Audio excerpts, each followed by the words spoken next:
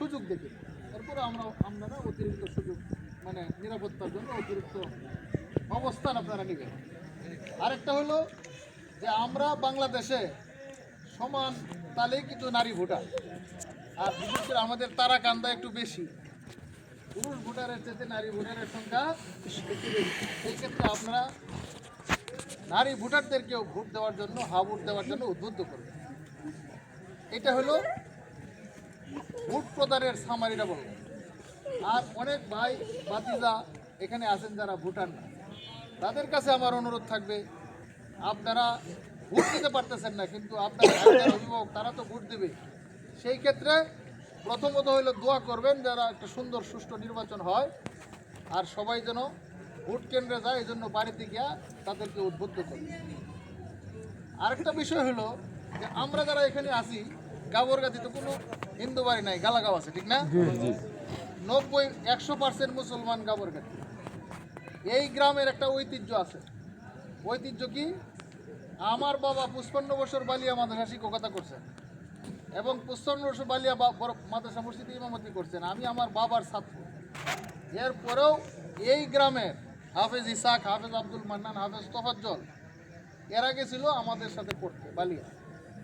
তাদের কাছে যখন কিছুদিন পড়াশোনা করছি, পরে বুঝতে পারছি যে গাবরগাতি গ্রামে একটা হেফজ মাদ্রাসা আছে, এখানে পড়াশোনার মান ভালো।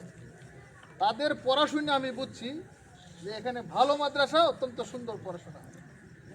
তারপরে আমি আমার বাবার সাথে পরামর্শ করে আপনাদের এই গ্রামে আইসা আমি এখানে পড়াশোনা করছি। তারা মুরব্বীরা আছেন, আমার অনেকে আছেন চাচা, অনেকে আছেন ভাই, আপনারা হয়তো আমার সম্পর্কে জানা আছে। তো আমি দীর্ঘদিন এখানে পড়াশোনা করছি। যারা নতুন প্রজন্ম তারা হয়তো আমাকে চিনবে না, কারণ হলো এটা 1926 সাল চলতেছে, আজ থেকে প্রায় 40 বছর আগের কথা। অনেকের জন্মই তখন হয় না। তো এই গ্রামের ঐতিহ্য সারা বাংলাদেশে না, বিশ্বের বিভিন্ন জায়গায় এই গাবরগাতি গ্রামটাকে চিনে।